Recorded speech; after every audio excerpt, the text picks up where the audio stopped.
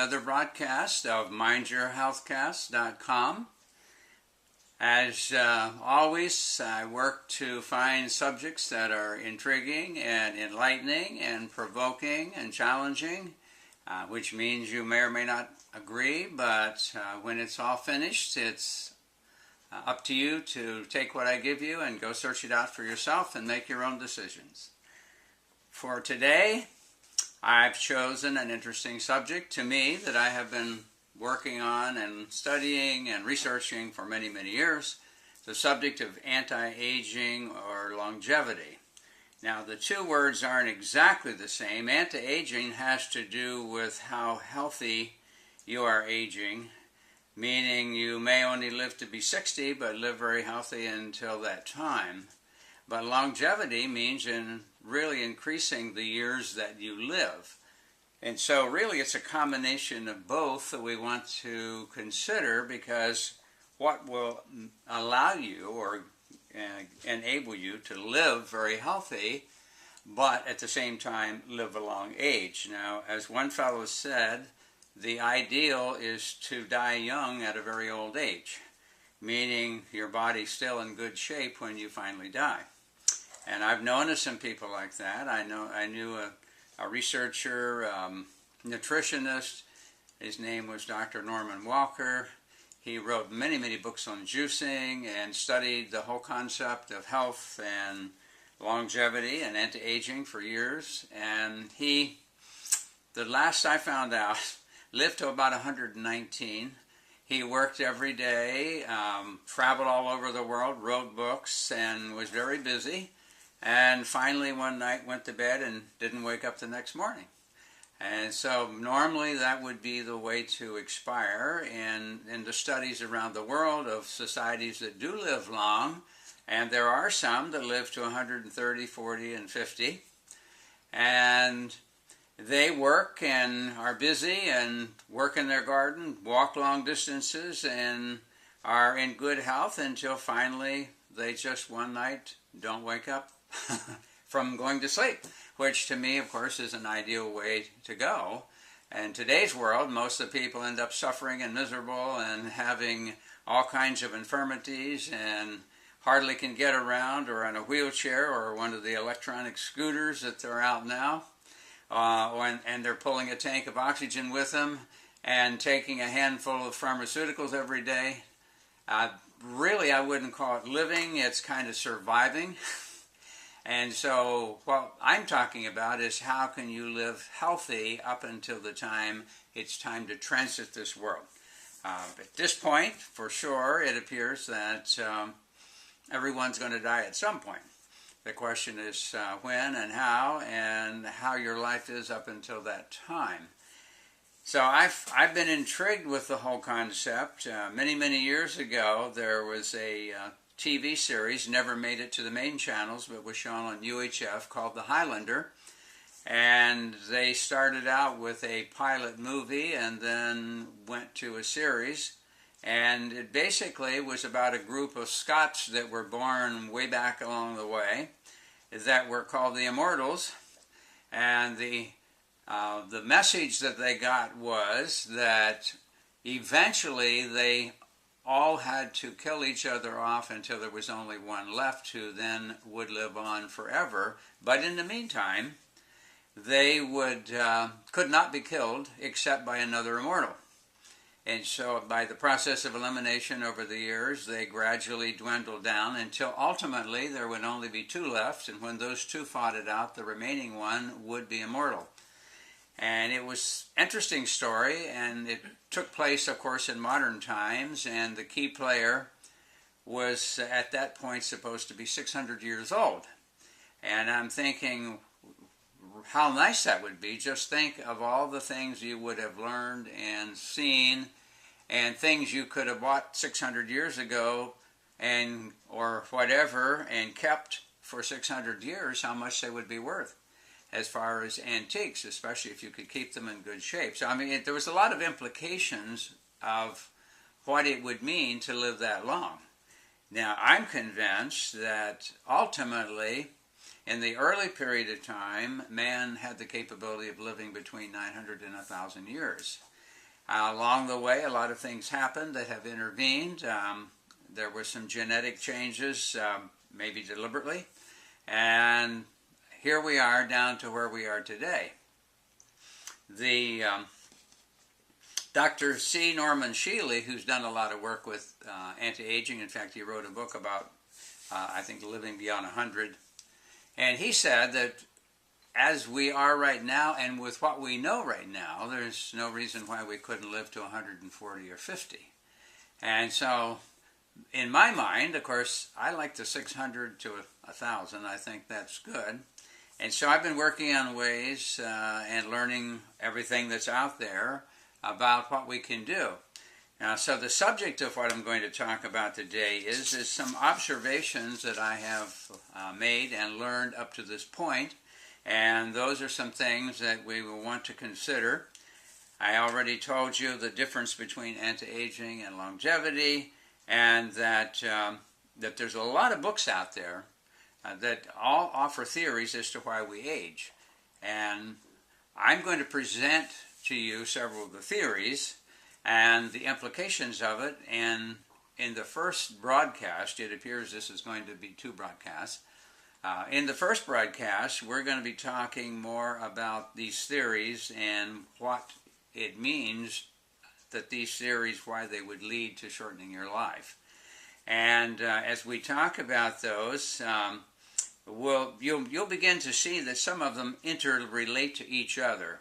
But some authors, want to kind of make a name for themselves, so they'll pick one of these things and really write it heavily as though this is the whole problem, and if you just take care of that, everything will be great. And of course, I don't believe that that's accurate at all. I think there's a lot of things that are going on. In fact, I'm sure there's a lot of things going on that lead to these kind of problems, meaning that the body is prematurely aging. And the Germans have done a lot of work with it, the Austrians. A lot of work has been done around the world. So the first half we'll be talking about, or this first broadcast, talking about a lot of the concepts and theories of why you would age. And in the second broadcast, we'll be talking about some ways that have been developed to measure where you are in the scale of aging. And also then within that are the implications of some things you can do to improve your health and to live a long time. Now, the problem is that we've been fed some bad information, which is not unusual. Modern medicine is always talking about something called the average life expectancy. Now, right away, when you're talking about expectancy, that means you're talking about a probability. And in the realm of mathematics, that's called a probability equation. And for a probability equation to have much meaning, it has to take into consideration all kinds of variables that could affect the outcome. So many years ago, the medical profession established something called this average life expectancy. And I remember when they first came out with it, they were talking that men could expect to live in their 60s, early 60s, and women in their late 60s. And then over the years, periodically, they'll get on TV and say, well, now the average life expectancy is 68 or 9 for men and 77 for women, and then it's crept up into the 70s.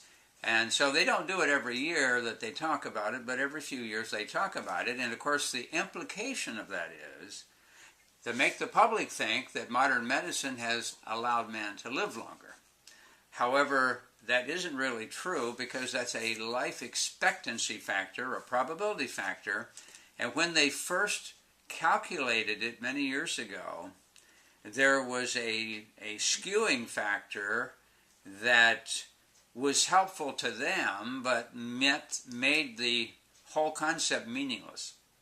And that was that they did not take into consideration the big 1918 flu epidemic that a lot of people died. In fact, a huge amount of people died. So when you calculated how many people had died in a given period of time, but you did not allow that here was an exception then what it would do, it would skew it to make it look like you would not be able to live as long because of the skewing of all these unusual deaths at this one time. And so the interesting thing about this type of equation is that every year that you go beyond 1918, it looks better. Meaning if you did nothing, this life expectancy factor would look better every year. So over the years, it would gradually look like we were able to expect to live longer, when in fact, all we're doing is just getting enough time involved that the skewing isn't quite so significant in holding the numbers down as far as how long you could live. So in my mind, it's totally meaningless. But it looks good for them. It's good propaganda. And that's about what it's good for. Now, a few years ago, there were two gentlemen from Harvard did a lot of research on aging, and they wrote a book called The Vitality Factor. And what they did is they went back over the years, in fact for 200 years, and every death that they could find documentation of the birth and death, they then from that derived something called an average lifespan. Now this is based on reality, meaning this is how long these people lived. And what was the average lifespan of these people that they were able to document both birth and death. Now the interesting thing is that you probably are wondering now, what is that average lifespan of mankind? And the factor was, barring, because they took into consideration that if you had some big epidemic, you can't count that as an average because that's an unusual event. So when they actually took people who were born, lived, and died and averaged it out, the average lifespan was 85 and has been for the last 200 years. So nothing has changed in terms of lifespan, only in this fudged probability equation that's been used to make it look like people are living longer, when in fact they're not. There were people living over 100. See, this average lifespan was 85, and what that meant was that when they looked at all these deaths, that there was an average that it started to cluster at about 85. That means that a lot of people started dying at around 85. However, there were people that died before that, and there were people who died a long time after that. In fact, there were many people that lived over 100.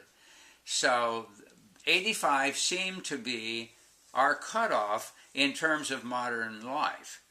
But that doesn't mean it can't be changed. This is just what's happened over the last 200 years. But as you probably can guess, the book never got a lot of airing because it would have made the average life expectancy factor that medicine has been propagating pretty worthless. Anyhow, the book is probably still available. I don't know. What I've noticed is over the last several years that books that come out that reveal information that can be kind of contradictory to the current thinking or the current trend that's making a lot of money, they don't like anything that kind of disrupts that. As I mentioned in the last broadcast in AIDS, there's some books disappeared that were talking about the fact that HIV was not the cause of AIDS, or at the very best maybe only a factor, and that the abuse of antibiotics was a big problem, and they didn't like that book out, so it actually got pulled from the publisher, period. So there's a lot of books that I've run into over the years. There was another one that we're going to mention the doctor's name, Hayflick, and he wrote a book called the Hayflick Limit. It was a limit on how long cells can live, normal human cells. And Dr. Hayflick wrote this book about his research, and we'll talk about it a little bit later. But the bottom line is that several years later, there was a second book written called Hayflick Unlimited. And that book has disappeared. I can't find it any place. I have one in my library, but I can't find it because I was telling someone about it, and it seemingly has disappeared also. So it seems that books that come out that contradict or let's say are less than profitable somehow seem to disappear from the market. So if you're lucky enough when it's first released, and which is what I like to do, I haven't been doing it recently as much as I'd like, but I've tended to always peruse the bookstores every week to see what new things are being released, because so many times that happens. A book will come out and then it suddenly will disappear. You can't buy it anymore. So I'd like to see them as they're being released, especially if they're books that deal with some type of controversial information. Okay, so there's one other thing I would like to throw in, and I will throw in. I don't just want to like to do it, I'm going to do it. I have to watch in my speech, proper speech. You don't tell someone I would like to say, you just say it. So anyhow, there is another little blue book called How to Lie with Statistics. And it's not very thick. It's probably about 3/8 of an inch thick, and it's only about that big. But what it's really about is how to read something that is offered as a statistic like this average life expectancy and analyze it and see if it really says what the person showing it to you or presenting it is saying that it says. And there's a lot of things you have to look at, because when you are doing graphs, bar graphs, and all kinds of things, there's ways that you can rearrange the data and or the scale of the graph to make something look like nothing or nothing look like something. And sometimes make nothing look like a great something. And so in that book, it takes you through step by step and shows you some of the tricks that people using statistics will use to try to prove a point that's not really true. Now, one of the biggest examples that I had seen of that, even before I had seen the book. Now, it's been out in a couple, 3 editions, and I hope it's still in the market, but it kind of disappeared for a while. Nobody could find it, and then another edition came out. But it seems to me they removed one of the examples from the original book that had to do with the medical field. And he was giving this as an example to show how you could falsify statistics. But anyhow, where I saw that it was done was in the realm of immunizations. And we haven't done our presentation on immunizations yet, but what you can do is you can alter the vertical axis of a bar graph in such a way that it looks like you've done something when in fact you have done little or nothing. And in particular, I'm talking about cases like measles and some of these things. If you actually look at the real data, you find, for example, that smallpox actually nosedive way back in the 1920s. But the graphs that they show today, the statistical graphs, indicate that it disappeared because of immunizations. But the fact is they didn't have massive immunizations going on in the early 1920s that would have caused it to disappear. And so it was disappearing. They jumped on the bandwagon to make it look like they made it disappear with the immunizations. They did the same thing with red measles, which bottomed out in about 1941 or 1942. But they weren't doing mass immunizations for measles in 1941 and 1942. Yet, when they show the graph, it makes it look like the immunizations reduced it. So you have to learn how to look at these statistics, and part of my purpose in all these broadcasts is to educate you and give you tools where you can look for yourself. And you don't have to take my word for it, you go look for yourself. So it's a very good little book called How to Lie with Statistics, and they're not wanting you to lie with statistics, they're wanting you to recognize the lies that are done with statistics. It's a tremendously good book to read, and it will give you some insight in how to look at a graph and say, okay, does that really say that? And it also shows you how you can alter something that will make it look like, as I say, nothing is something. Okay, so now we're ready to talk about some theories of aging. What you're going to find, as I said, these interact with each other. it appears that they don't all stand alone. If you're talking about one thing, you already can see how it can affect something else. For example, we'll be talking about toxicity, and you will see that the mitochondrial decline, either in number or function, is a problem in aging. However, one of the reasons why the mitochondrial decline is because of toxicity in the body. So they kind of all tie together in many respects. However, the people who kind of advocate these different reasons why we age, if that becomes their hobby, they kind of tell you, yeah, this is what happens, but they don't tell you necessarily why it's happening. And that's what we really want to look at is to why this is going on. So as we look at these things, you will find them interesting, and you will find that when you hear what the problem is, you right away can almost surmise what would be the way to counter that, because it's inherent within it. For example, the first one we're going to talk about, you'll see that inherent within the problem is the solution as to how you deal with it. So you'll be able to figure out some of it yourself, but as we get into the second half, we're going to talk about the different ways that we can monitor how fast you're aging and in what areas you're aging, and then what we might be able to do about it. So the first one is called the problem of ROTS, R-O-T-S, sometimes referred to as human rust. And ROTS stands for reactive oxygen toxic species.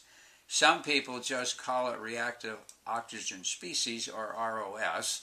I know Dr. Bradford is a big researcher, a biochemist, and he refers to it as ROTS in his material. But what it is basically oxidation, meaning free radical damage. And so as your body is exposed to oxygen in various forms, like superoxide radicals or oxidized molecules, those are the things that have to do with damaging cells. And damages internal structure of the cells. It can damage cell membranes, and we're going to talk about membranes in a minute.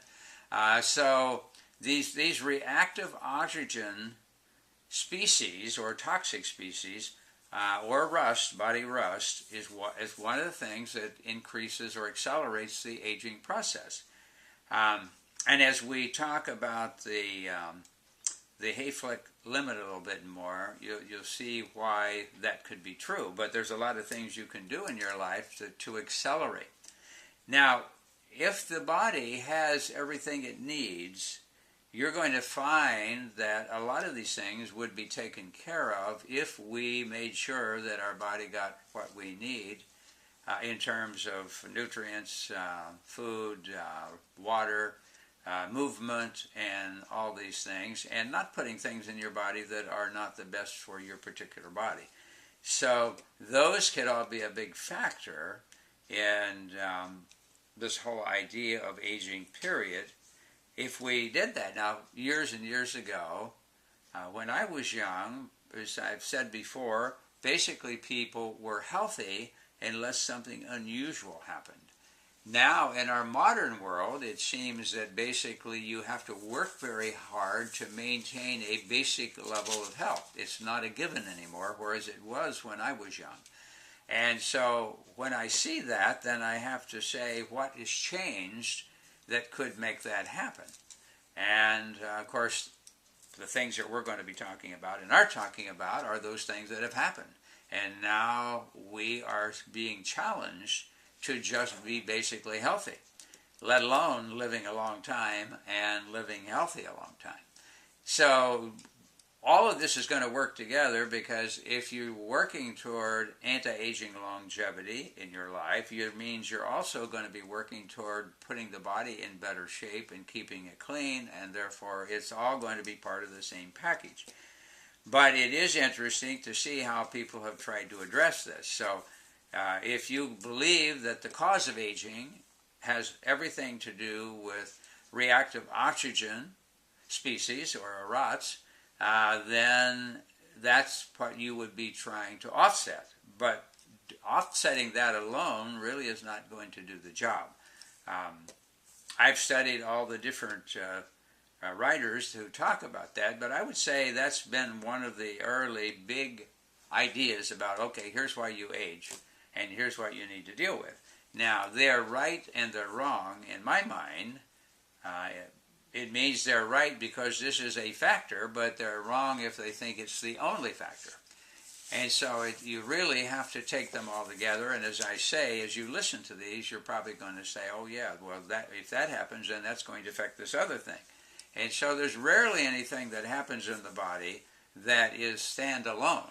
Everything affects everything else. If you study biochemistry and biochemic pathways in the body, you realize that there's long chains of events. In order to get here, you have to do this, plus this, plus this, plus this, plus this, to get this. And this is very important for your body to function right. Well, if you take one of those steps out of that chain, you break that chain, and so all the steps following that break aren't going to operate. They start to shut down. And so the more of your body that happens to, the more your body is going to shut down.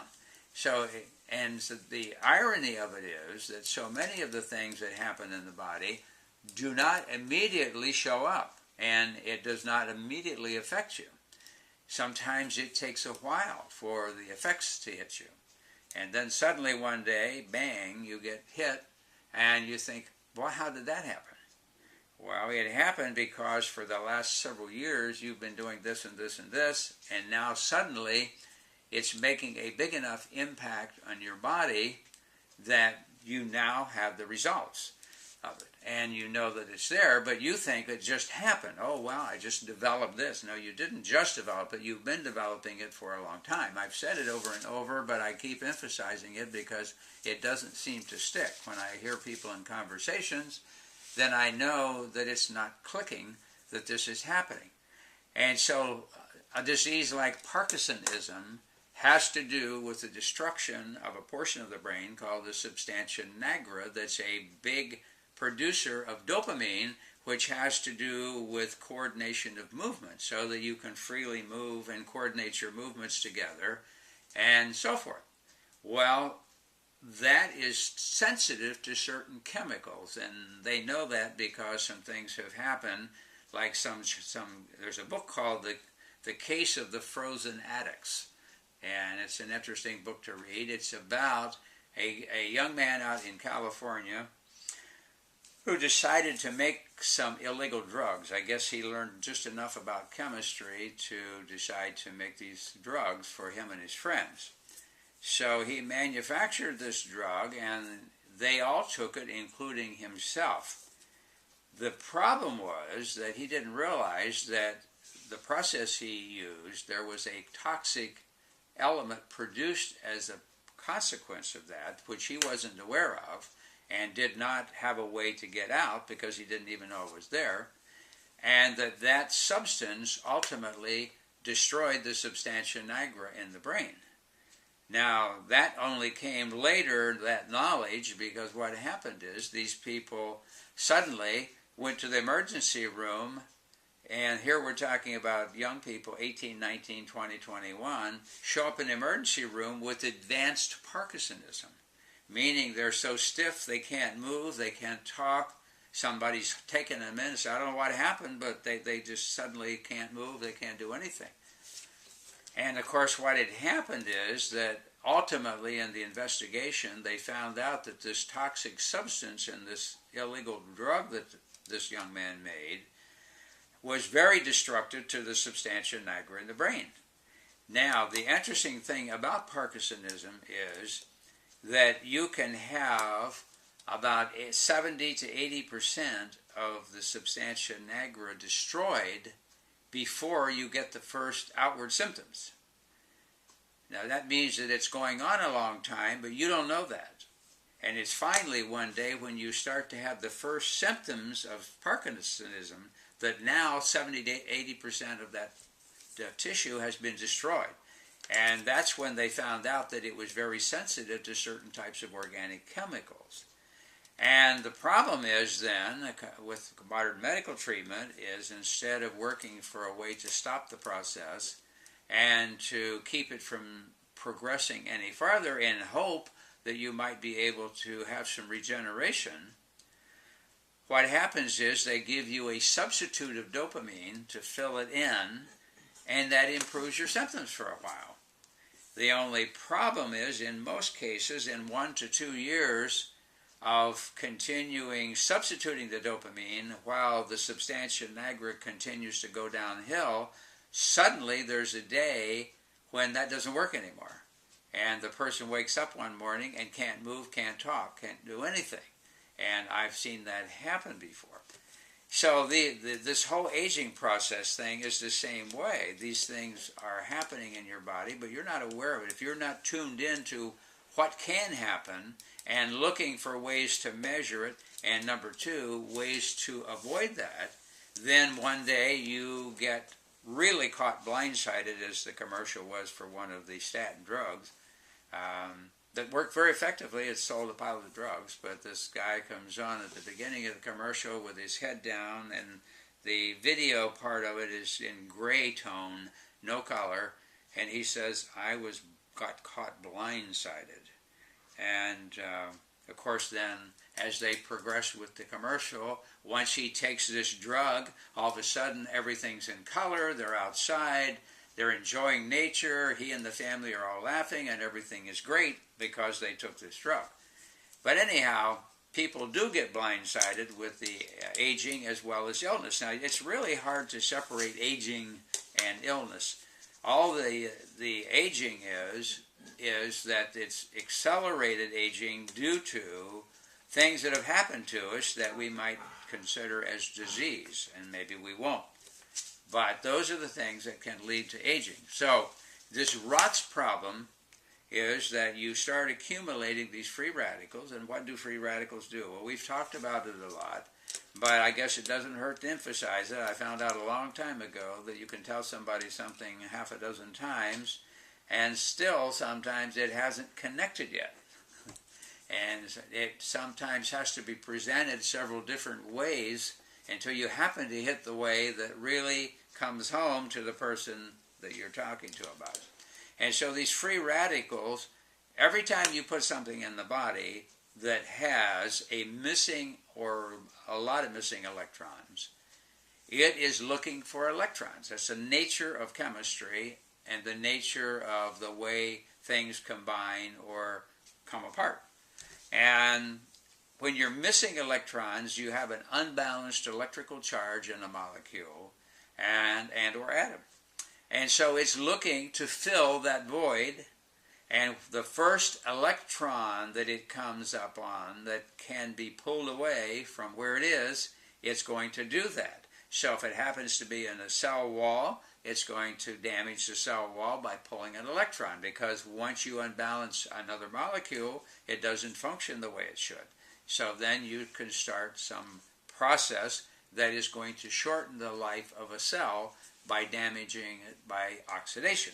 Now there's exterior oxidation, which means things that get into your body from outside, and there's interior oxidation, such as when you make energy in the cells, a lot of the byproducts that can happen as a result of that energy production are free radicals that can damage the interior of the cell as well as damage the mitochondria that it was generated from.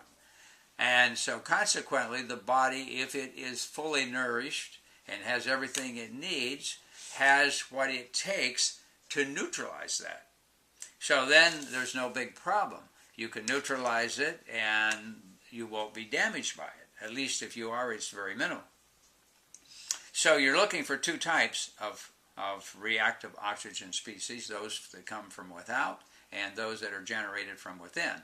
The body normally has its own repair mechanisms to keep it from happening within if it's properly nourished, if it has what it needs. The ones coming from without, you may sometimes either get away from the source or you may need to take some additional antioxidants to protect. Now, we've talked a lot about antioxidants before, and there's some major ones that most people know about, but I think sometimes forget the importance of. The body has a series of barriers within and without to protect from damage from oxidation. And those antioxidants everybody's familiar with, the one that starts at the skin level is beta-carotene. Beta-carotene protects at the skin level. If you go deeper in the body, you have something that is a layer of membrane that separates the matrix of the body, which is the filler part of the body, from functional cells of the organs. And that's called the basement membrane. The main antioxidant that sets in that is vitamin C, which is a good vitamin C is an electron donor or an antioxidant. Now, of course, today a lot of the C is useless, and it doesn't do it because of the sources that they make it from or the way they handle it in processing. And so if you get a good one, it's loaded with electrons, and it will protect things that have to pass through the basement membrane. If they're oxidizing in nature, it will neutralize them. When you get to the cell wall, you get vitamin E in the cell wall that's protected the cell wall. When you get inside the cell, you've got some different protectors. One happens to be selenium, and the other happens to be glutathione reduced. And those protect the interior part of the cells. And then in and outside the cells, you have a couple of enzymes, one called SOD and one called catalase. And those all work to neutralize. In order to make those, you have to have certain nutrients and certain elements or minerals in the body. So, as I've said so many times, all of this comes together. You have to feed the body properly, have to put the proper things in order to make it work and to live a long, healthy life. And if you do that, you can, in fact, slow down the aging process, and you can, in fact, lengthen life. Now, it's not going to be easy in today's world because every way you turn, and as we talk about more of these, you're going to see, every way we turn, there is a big problem. So, ROTS is, I would say, was probably one of the first and emphasized a lot by a lot of people as being the cause of aging. But it is a cause, a factor, but it's certainly not all. The next one that came about big was the membrane. The membrane, of course, is a bilipid layer that surrounds the functional cells, and it allows certain things in and keeps certain things out. Now, if it works properly, then you do a good job. And you also, it has the capacitor-like capability, which means it can store electrons, and it can develop an electropotential between the inside and outside the membrane that helps in the process of keeping the wrong things out and letting the right things in. And that also keeps the cell healthy. And as we talk a little bit further, we'll be talking about body electronics. So those are the things that keep the cell working properly, is to have a good membrane that keeps the wrong things out and the right things in, and allows the body to get rid of toxic byproducts of metabolism and takes it outside the cell. If you disrupt the membrane, which can happen from what we were just talking about, the ROTS in the body, the oxidizers can do that. But the other thing is, in our world today, is that the fatty acid problem. Ever since they got on the kick about saturated fats and cholesterol and developed a multi-billion-dollar industry, both within the food processing industry and the pharmaceutical industry, they've played on this idea. They talked people into eating huge amounts of polyunsaturated oils, and many of them were damaged in the process of the way they made them, and then they lied about margarine being polyunsaturated, when in order to make it stay solid at room temperature, it has to become saturated, and so they artificially saturate it by putting it in a big vat and throwing some nickel filings in it and stirring that all up, and what that does is it saturates the binding sites, and you end up getting some oxygen in, and the heat can cause the molecule to change and become a transform instead of a cis form of fatty acid. And so then you are taking huge amounts of damaged, oxidized, and trans fatty acids into your body. Now, if your body has to have fatty acids to build a cell wall, then guess what? It has to have good fatty acids.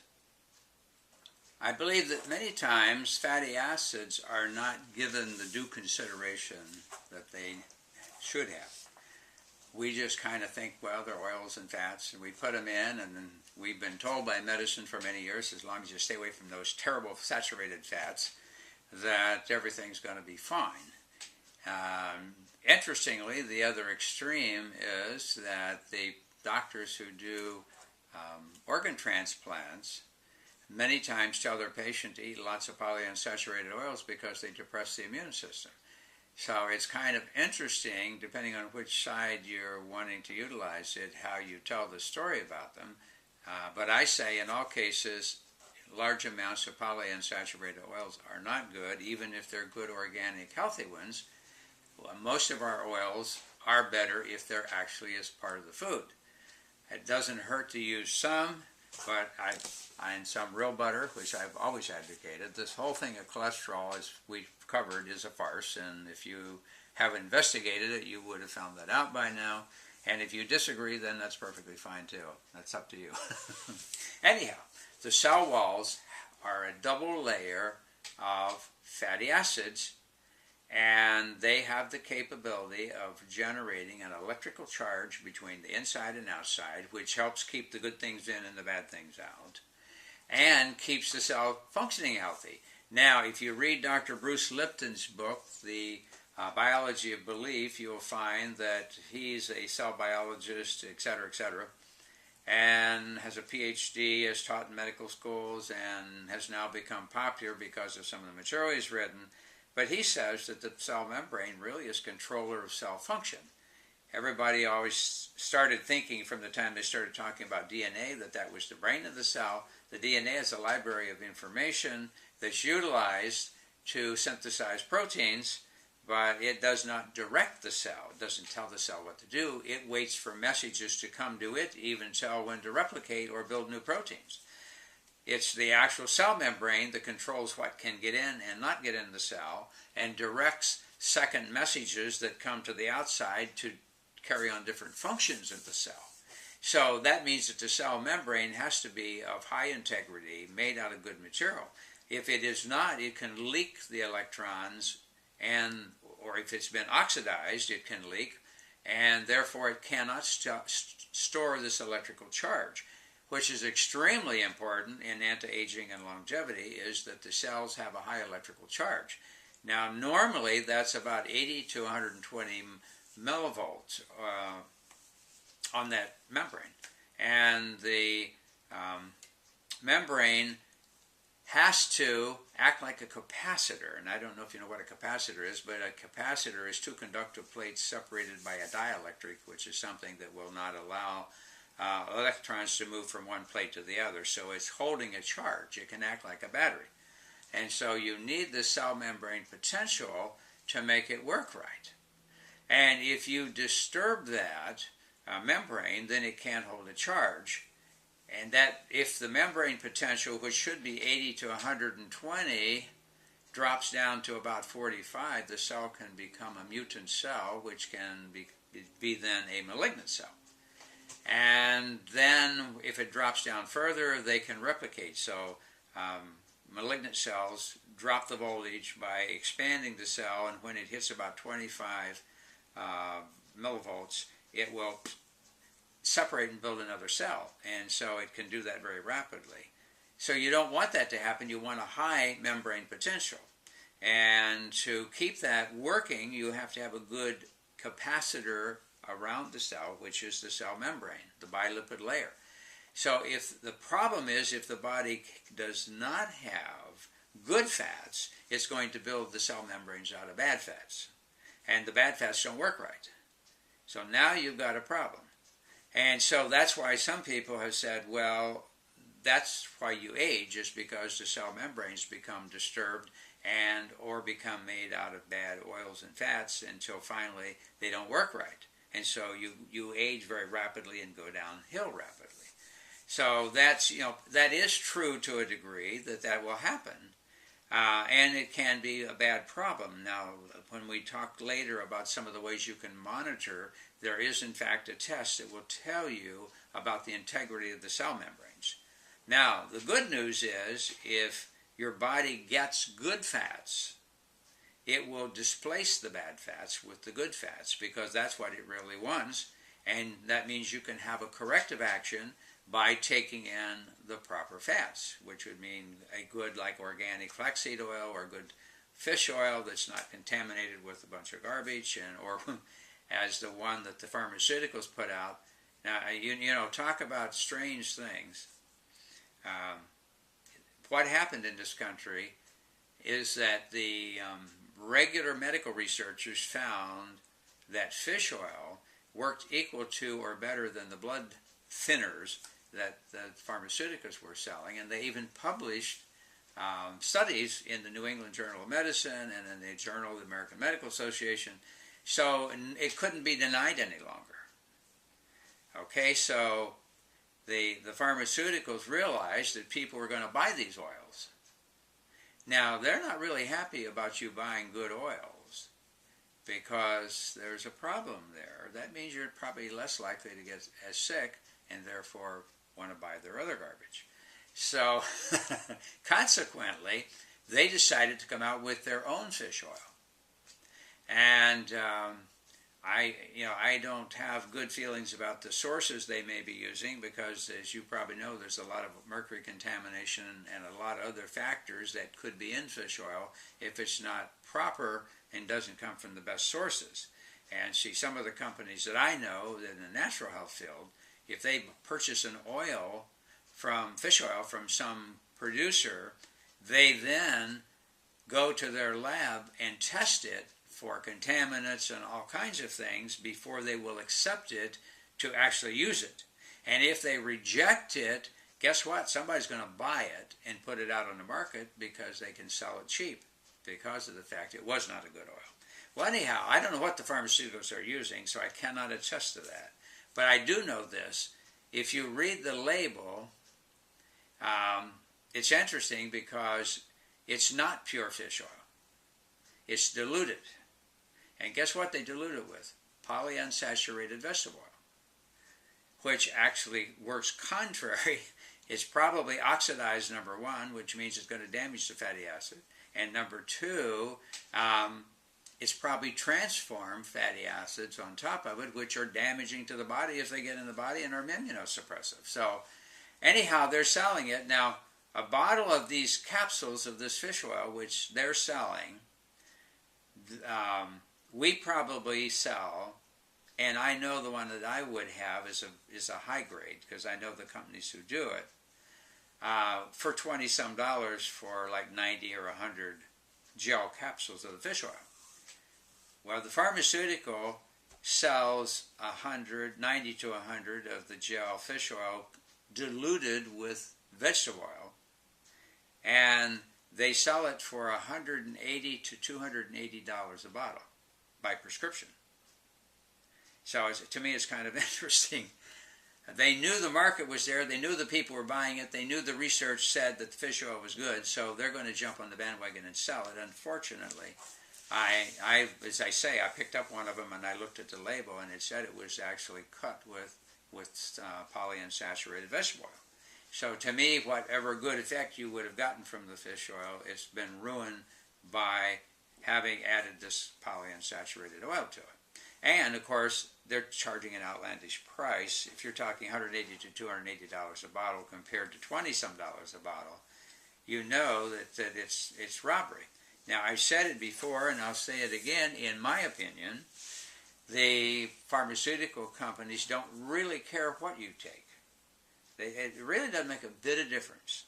The only thing about it is they want to make the big money on it. That's all.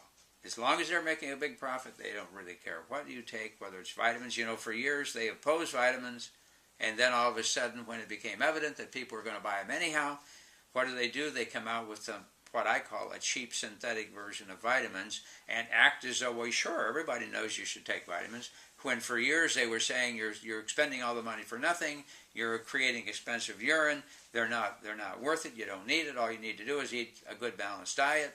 And of course I heard a doctor from the University of Miami Medical School quoted on the press saying a cheeseburger, french fries, and milkshake from McDonald's was a good balanced meal. So, anyhow, you draw your own conclusions about that.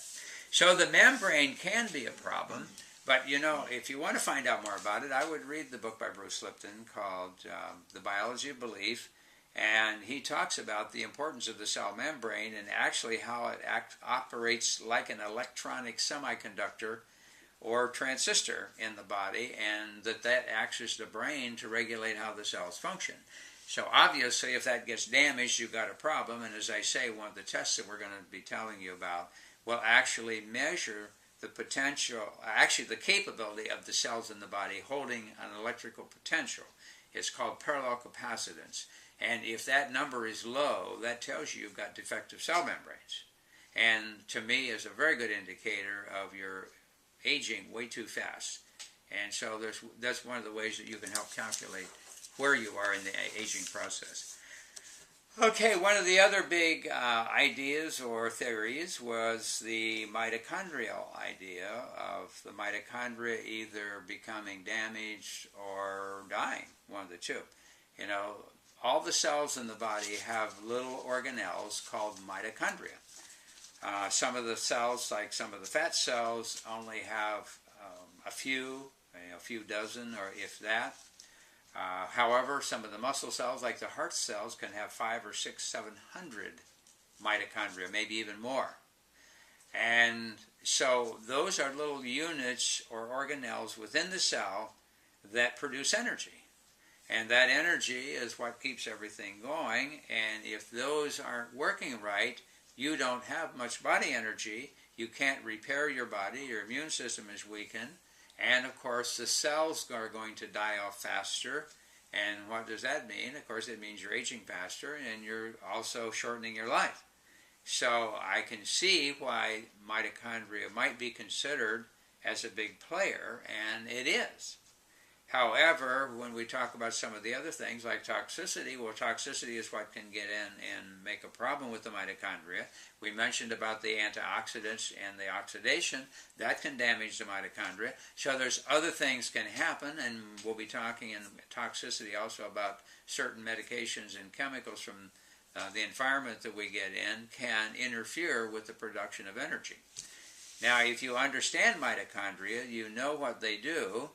They take proteins, carbohydrates, and fats, and I mean they can use any of those. They go through a series of biochemical processes that end up in giving you something called acetyl coenzyme A, and that enters into a cycle within the mitochondria called the citric acid cycle, and as it goes through a series of steps, it releases protons and electrons, and finally at a certain point, the products going through that cycle swing off into something called the respiratory chain, and there, in conjunction with oxygen and these other factors, there's a series of steps that build ATP molecules, which are the energy storage molecules in the body. It's called a high energy bond that holds energy like little batteries.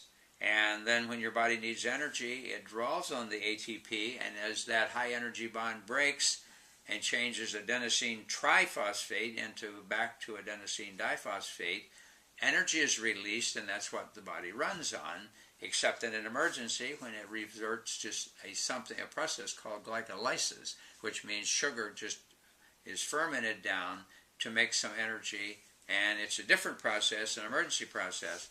And of course it's not great because the lactic acid is produced as a byproduct, which is an irritant to the tissue and so forth. So we're not getting into all that, but when we talk more about cancer, which we will be talking to, we'll get heavier into that whole concept. But at any rate, we need oxygen, and the oxygen and the nutrients that we need, because there's certain B vitamin factors like riboflavin, certain minerals that are necessary to go through the steps in the Krebs cycle and also the respiratory chain to build this energy. Now, the final byproduct of all of that is what? I don't know if you remember your biochemistry or not, but the end of the respiratory chain, you get two products. One's carbon dioxide and the other is pure water. That is the end result of the respiratory chain making energy in the body. So, if that gets damaged, in some way, then you're in big trouble because you can't make energy. And so there's been a lot of studies of the mitochondria and what you can do to resuscitate the mitochondria. And there are ways to do that. And when we talk a little later about what you can do about some of this, even where the cells are so damaged, the mitochondria are run way down, like in the heart with the massive, like congestive heart failure, where the heart is literally disintegrating. There's ways to jumpstart the mitochondria, to bring energy back up, and to rejuvenate the heart. And I've seen it work, so I know it works. It's not just theoretical hearsay, but I know that it does work. So I can see why someone would be led to believe, well, maybe the real issue with aging is mitochondria, because if they're not producing enough energy, then your body, everything starts to slow down and run down. And the cells, instead of replicating, building new cells, are so weak that they may not be able to do that, and so everything begins to fall apart. And in fact, that could be true. And there's another factor with mitochondria is because they are needing things so fast to work, because they need enzymes, and enzymes require protein or amino acid molecules to make proteins, to make it work for the enzymes, then it has its own DNA. And that DNA can become damaged, as we're going to be talking about. And so there's a lot of things can happen to that mitochondria that it doesn't work right. And usually people with chronic fatigue, that's one of the problems. The mitochondria are in a slowdown process. They're not making the energy like they should, so the person really doesn't have the energy to do a lot of things. So then the next big thing is toxicity that looks like we're going to be getting into, but it looks like we're also maybe running out of time. So what we will be doing in our next broadcast is we're going to start with toxicity. I better put a big check there. And we'll finish the various factors, which there's not a whole lot more to go, but a few. And then we'll talk about some ways of measuring how fast are you aging. Because there are some ways of doing that. Different people have different ideas about how you do it. But if you take a lot of them together, you can start to get a pretty good picture of where the body is in terms of disintegration. And then we will be talking about a rationale for correcting that and to live a long time. Now, we may not tell you everything you need to know, because there's some things that are still, in my mind, highly investigated for me, so I don't want to throw it out yet. But there's some other interesting things that I've run across at some part way down the road, maybe. We'll get into some of those things. So it was nice to talk to you again and work on giving you some tidbits that may be useful for your life, to give you health and happiness.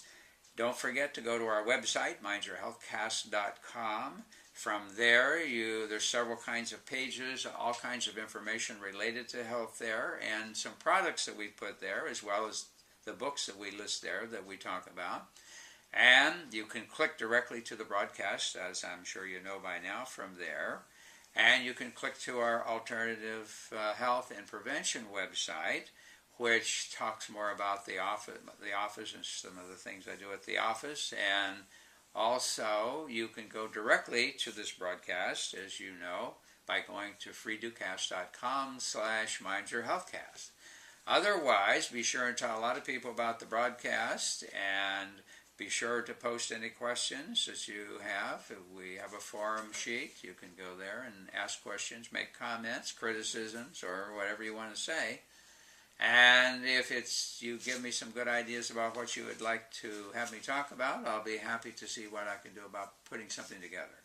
So it's time to say adieu again to our next broadcast, and we will complete our discussion on observations on anti-aging and longevity.